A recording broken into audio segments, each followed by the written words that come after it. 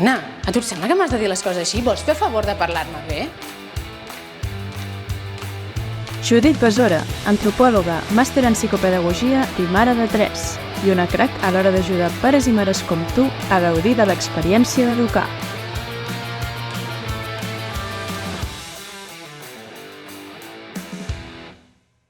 El teu fill o filla a vegades et diu les coses somicant tota l'estona? Si et trobes en aquest punt, t'he de dir que t'entenc perfectíssimament. Sé, de primera mà, com de frustrant i irritant pot arribar a ser que ens parlin d'aquesta manera. Perquè quan són petits, quan són nadons, ho entenem perfectament que es comuniquin així. Entenem que no són capaços de fer servir les paraules i que, per tant, la seva manera de comunicar-se passa pel plorar i somicar. Però a mesura que es fan gran, esperem d'ells que es comuniquin a través de les paraules, perquè si ja saben parlar, per què m'ho ha de dir d'aquesta manera?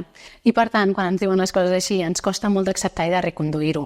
I fàcilment caiem en el «Vols fer el favor de parlar-me bé? A tu et sembla que m'has de dir les coses així?» I això, malauradament, no és gens efectiu. Així que anem a veure 3 idees bàsiques per entendre el que està passant i 5 eines pràctiques que ens ajudin a reconduir-ho. Jo de tu em quedaria fins al final perquè l'última és la meva preferida. Per començar, cal que entenguem què és el que tenim al davant, perquè ens pot semblar que el nostre fill està sent un pesat o que la nostra filla està insuportable, però en realitat hi ha molt més que això. Fixa-t'hi, el somiqueig és un dels primers passos cap a l'autoregulació.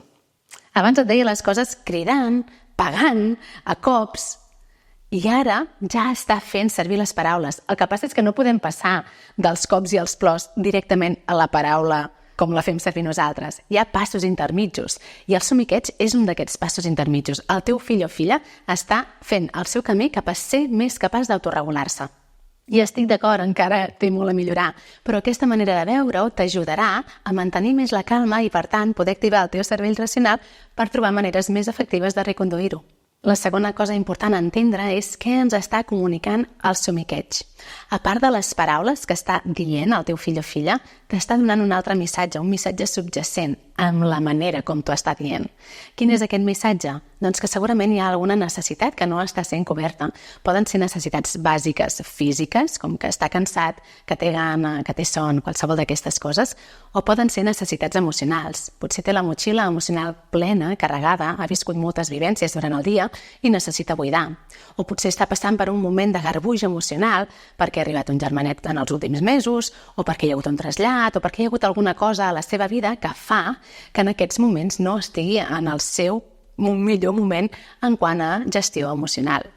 Si entenem el que està passant a sota, aquestes pors, inseguretats, gelosies, ens serà molt més fàcil poder acompanyar el nostre fill amb el que realment necessita. I, per tant, anar a la base i no posar un pedaç al que està passant, al somiqueig, sinó que solucionar el problema des de l'arrel. I la tercera cosa important a entendre aquí és que nosaltres som el model i els nostres fills paren molta atenció a què fem nosaltres.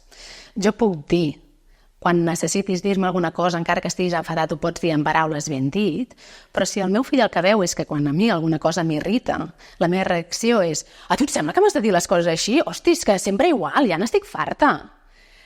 Reacciono d'una manera desregulada, el meu fill copiarà aquest patró. Entendrà que, quan em sento irritat, contesto malament, contesto de qualsevol manera i, per tant, farà el mateix. Para molta atenció a com contestes tu en moments d'irritació o de frustració. Dit això, anem a veure a nivell pràctic quines eines podem fer servir per redirigir el somiqueig i ajudar el nostre fill a comunicar-se d'una altra manera més acceptable. Et vull proposar 5 estratègies diferents perquè les provis, perquè remenis i et quedis amb allò que realment s'alinea amb tu i amb la teva manera de ser, aquelles amb les que tu et sentis natural. Per cert, si el que t'estic explicant et sembla interessant, et demanaré només un petit favor. Si tens ganes de veure més vídeos com aquest, sisplau, subscriu-te al canal, fes clic a la campaneta. D'aquesta manera m'ajudes a arribar a més pares i mares que es poden beneficiar de les coses que compartim i poses el teu petit granet d'arena per transformar el món de l'educació. És fàcil de fer, no et costarà gens i jo t'estaré immensament agraïda. Dit això, ara sí, anem a aquestes 5 estratègies per redirigir el somiqueig. Primera, deixa el que estàs fent, posa presència i connecta. A vegades el somiqueig dels nostres fills és un indicador que ens està intentant dir «Mama, papa, em sento desconnectat o desconnectada de tu. Necessito més connexió». Pensa-hi, en el dia a dia a casa tenim moltes coses a fer i sovint estem amb els nostres fills, però mentrestant estic fent el sopar, estic posant la rentadora, estic fent 1000 coses. I això pot fer que ells no sentin, no rebin tota la presència que voldrien. Quan et diu alguna cosa somicar, prova d'aturar-te. acostar-te amb ell, acotxar-te a la seva alçada, mirar-lo als ulls i dir-li: un moment, fa estona que no connectem tu i jo, potser t'has quedat sense abraçades? Vine. I l'agafes, l'abraces, li dones amor, el mires als ulls. Molt millor, què em volies dir? D'entrada potser fa mandra, però t'asseguro que només hi hauràs de dedicar 3 segons i que és immensament efectiu. Segona, convida'l al plor. Convidar al plor vol dir deixar una porta oberta perquè el nostre fill o filla pugui buidar la seva motxilla emocional. Si creus que aquest somiqueig pot venir de que hi ha gelosia o ha viscut emocions a l'escola que no ha pogut processar perquè se les ha aguantat perquè no estava en un espai tan segur com tu, deixa que plori. A vegades els nostres fills necessiten buidar. I et diré una cosa, el plor és molt incòmode i ens molesta molt, especialment quan nosaltres no estem preparats per poder-ho rebre, perquè estem fent altres coses, estem enfeinats. Però és molt diferent quan acompanyem el plor, quan nosaltres estem preparats per rebre-ho. Així que busca un moment en el que puguis estar 100% present, que no estiguis fent altres coses, que si hi ha germans algú se n'estigui fent càrrec. Marca un límit i deixa que hi hagi l'explosió que ve darrere el límit. A vegades marquem el límit i anem com amb peus de plom perquè no exploti. No. En aquests casos el que necessita és explotar. Marca el límit, sostingues el límit i deixa que passi. Deixa que plori. Dóna-li la benvinguda a aquest buidatge.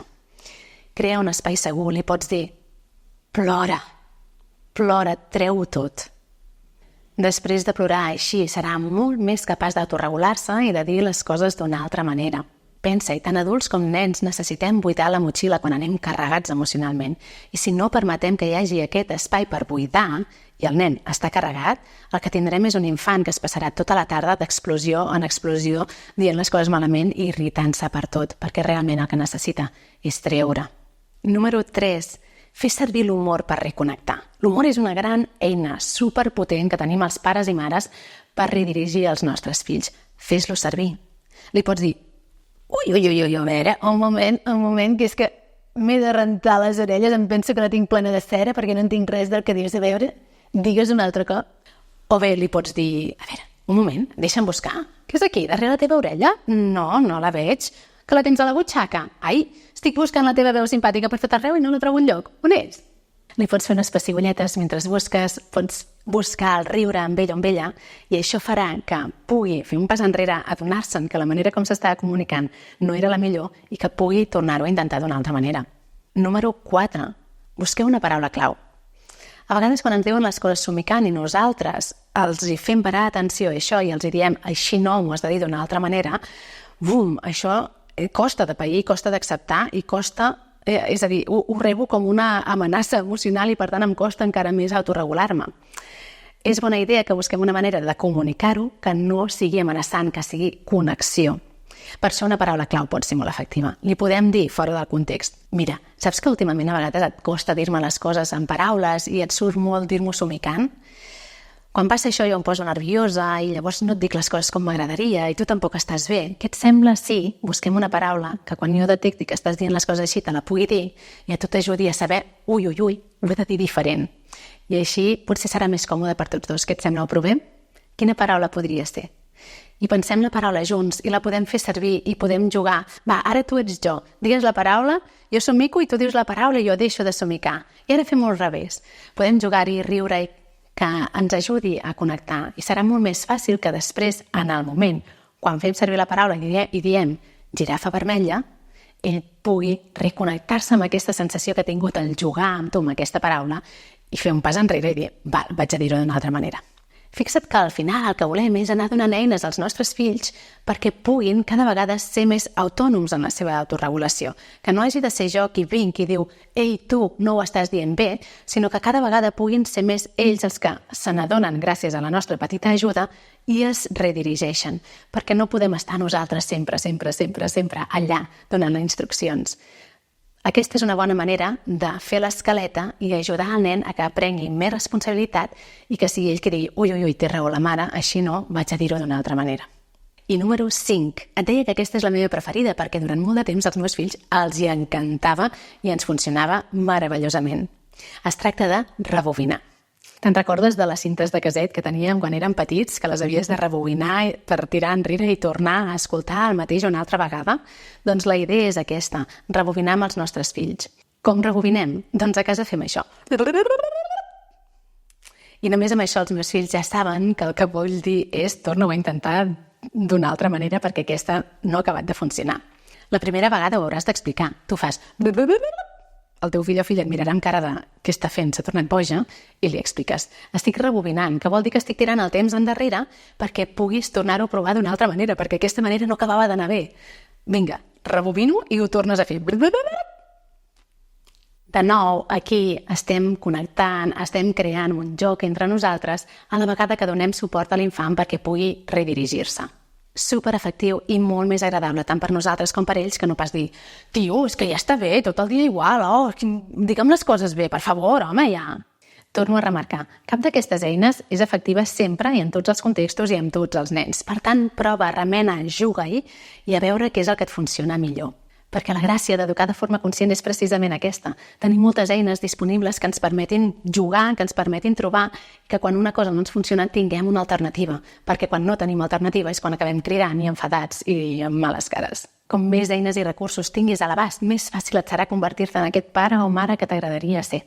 Si has arribat fins aquí, potser t'interessa descobrir què és Creixent Junts, la nostra comunitat privada. És un espai on ens donem suport els uns als altres, on compartim moments difícils, on compartim victòries, on tindràs a l'abast una pila de recursos i eines nous i on podràs avançar de la meva mà i de la mà de centenars de famílies que ja en formen part. Trobaràs tota la informació a creixemjunts.cat. Et deixo l'enllaç aquí sota i t'espero al proper vídeo, ja sigui aquí o a dins la comunitat. Ens veiem!